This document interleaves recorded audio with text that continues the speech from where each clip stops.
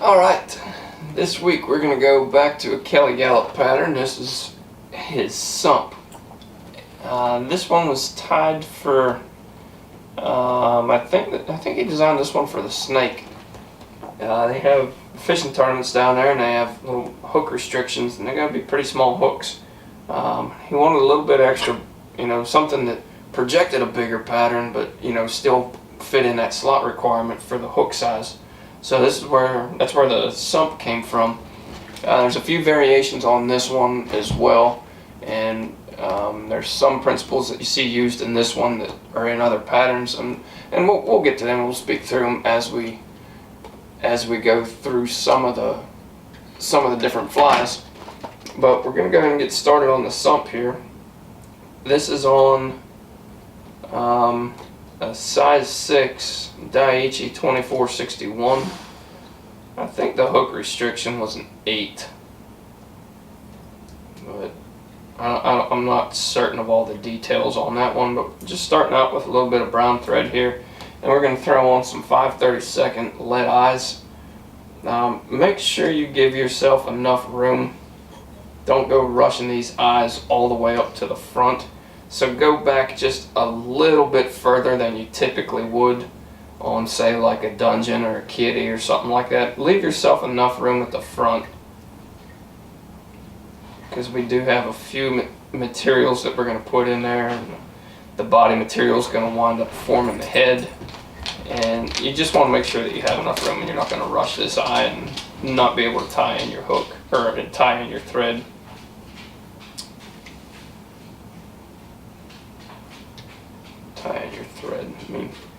Tie in your line through the eye. So just go ahead and get these eyes secured. I'm going to take and throw some glue on top of these just to give them a little bit of extra security. Should be good to go. And then I'm going to go back over top of the glue. This is just a brown 6/0 thread. And then we'll take this up to the front and whip finish. Go on to the GSP. I'll make sure we're somewhat level there. Everything looks pretty good. Give that just a quick spin.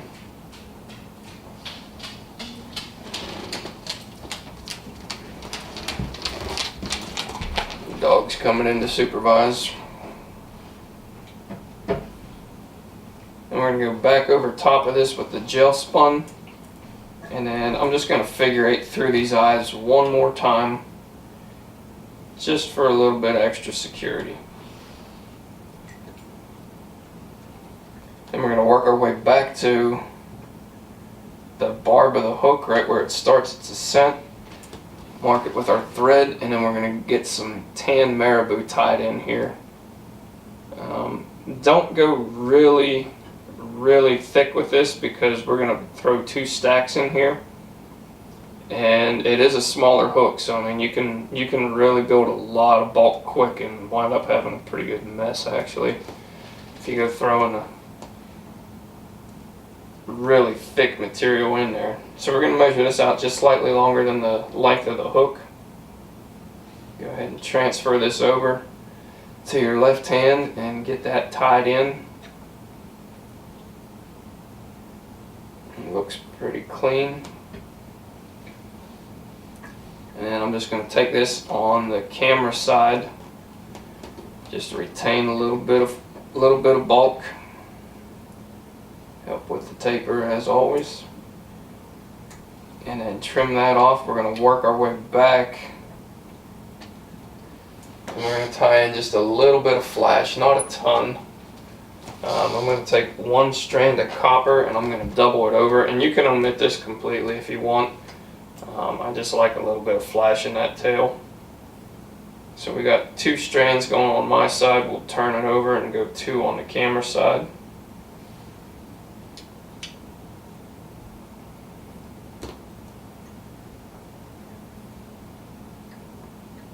Get those tied in without spinning. And we'll trim that off. we'll throw another stack of Marabou right over top of this. Like I said before, don't get real bulky on this. Use less material than you typically use with the bigger flies. It'll help with keeping your bulk down. Your tail won't have a tendency to rotate on you because you just don't have as much surface area to grab onto with this hook. It is a smaller hook.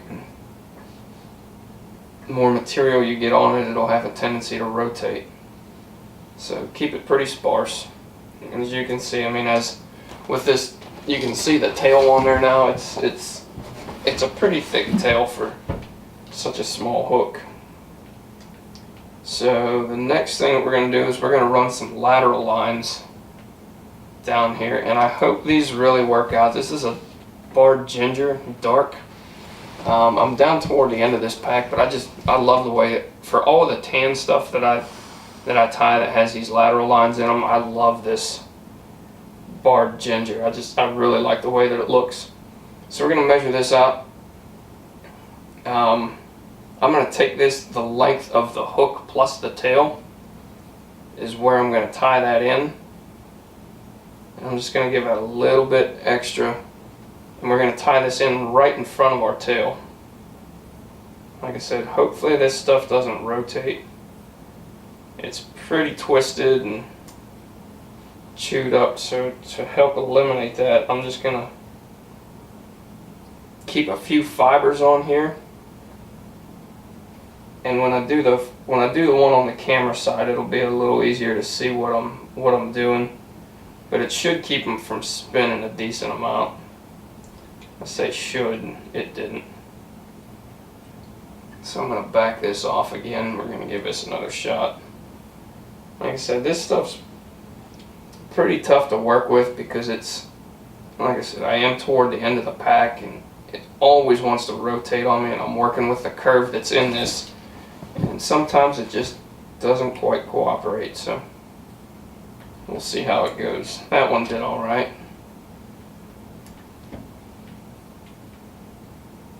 Really, if you keep your wraps a little bit looser on this as well, especially to where the tie-in point is, it'll help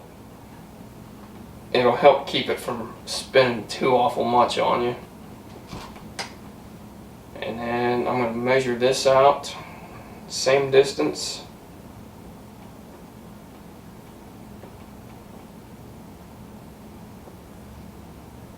That looks pretty good. And I'm going to take it back just a little bit past the measurement, and I'm going to peel some of these fibers back. And you'll see I'm just going to cut these fibers and leave a little bit on the stem, and that should hopefully keep us from rotating a ton. But there's, like I said, I mean, there's some pretty good twists and everything in these feathers. But I think we should be able to combat that a little bit by doing this. So get it tied in, keep your wraps on the loose side, and then work your way to the back, and then you can go ahead and cinch it down once it's in place for you. We'll see how this looks. It doesn't look the best. It did rotate a little bit. I'll see if I can spin that around. Yeah, it doesn't look the best, but honestly, once it gets in the water, it's going to cooperate. It's going to do what we want it to. It just doesn't look as good as it could dry, being that it's twisted like that, but you get the overall idea of what we're after. I probably should have done this in a different color, but oh well. So next up on this, I'm going to take some wire and tie this in. This is going to catch our hackle when we counter wrap. So get this yellow wire tied in, and we'll tie this off. Then I'll tie in this root beer Cactus Chenille for the body. It's going to wind up being the body and the head. I'm just not happy with those at all, but I'm going to live with it. See how it looks on the monitor? You can't even tell on the monitor, it looks awful, but that's alright. Bear with me on this one. So, like I said, for the body on this one, I'm going to take this root beer Cactus Chenille, or I think this is Estaz. Yeah, this is medium Estaz. You can use the Cactus Chenille if you want. And I'm going to get this tied in. Go ahead and peel some of this back to where it's just the nylon or the cotton that you're tying in. That way you don't retain a ton of bulk on your body and don't have a bump to combat when you're trying to make this taper look right. Now I'm going to stop this just short of my eyes, and I'll explain why once I get there. So we're going to do 2 stacks of Marabou, one right behind the eyes and one in front of the eyes. So we're going to take this and just real quick with our body right up to the eyes, and then go ahead and tie this off. And I don't have the Marabou out just yet. I'll grab that pack. There it is, right in front. This is just the mini barred 3 to 5 inch tan from MFC. I really like this stuff. It really gives a nice color variation to the fly. Gives that nice mottled Sculpin look almost.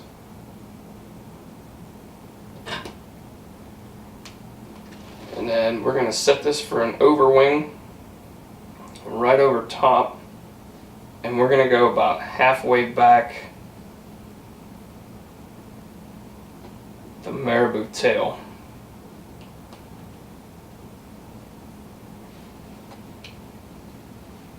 Go ahead and tie this in right behind your eyes.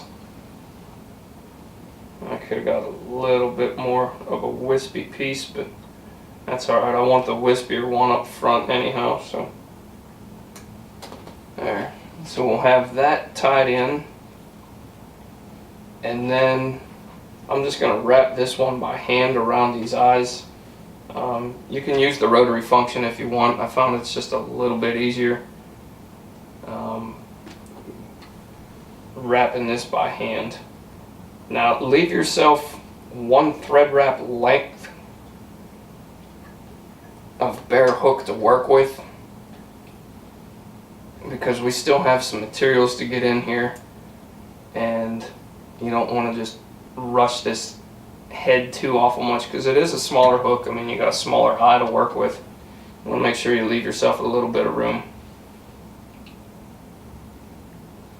Now, the next thing that I'm going to do with this one, these lateral lines are driving me absolutely insane. We'll see if this one's actually going to make it to edit or not. Oh, let's see here. For this, we're going to use the Grizzly variant Schlappen on this. This is just tan, and I want to find something that isn't too awful long, because it's going to look pretty lost. This one actually looks pretty good right here.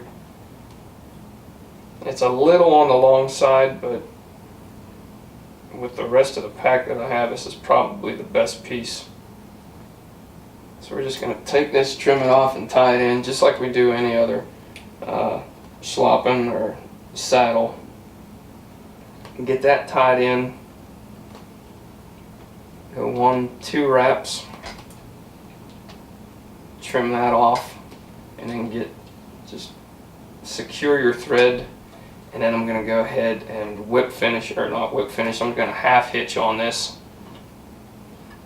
and take this right to the back. I'm going to take my Hackle pliers. I want to be able to get my hands away from this a little bit and get 1 good wrap right in front. I'm going to advance right in front of my eyes and go right over top of that Hackle, or the Marabou. I'm going to work in front of that Marabou and get this all the way to the back. It's a pretty wild looking fly here at first, but I promise it'll start coming together here.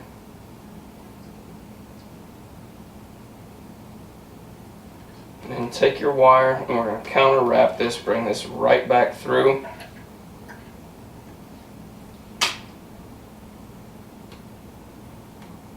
Try not to trap too much. Work around your marabou so it still stays in place. A little bit tricky to get this. I mean, everything kind of wants to get trapped, but take your time going through it, and you can get through there without trapping your marabou. Typically, I mean, if it's just a Schlappen, you just rip that stuff right through there, and you know, just pick out whatever you do trap, but you don't want that marabou getting trapped in there, so we're gonna take our time with that one. This thing's turning out pretty good, minus these lateral lines. I'll still try and get those squared away before I take the picture. But there we go. Now the very last thing that we're going to do before finishing this fly off, I gotta make sure I trim this excess feather right here real quick. Last thing we're going to do, find a wispier piece of marabou, and we're going to lay this right over top, just to give a little bit more bulk. Gives you a little bit better of a profile on the head as well. So we're just going to lay this over top, and like I said, this is a little bit wispier than the first one.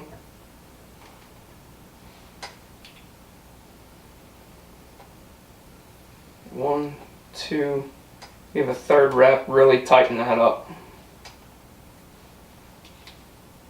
And then come in front of this, we still got plenty of room on the eye of our hook.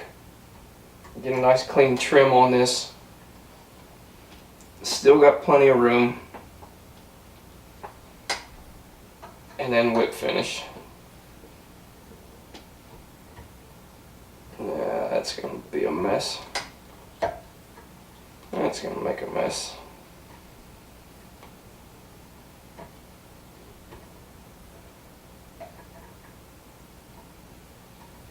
Come on. There we go.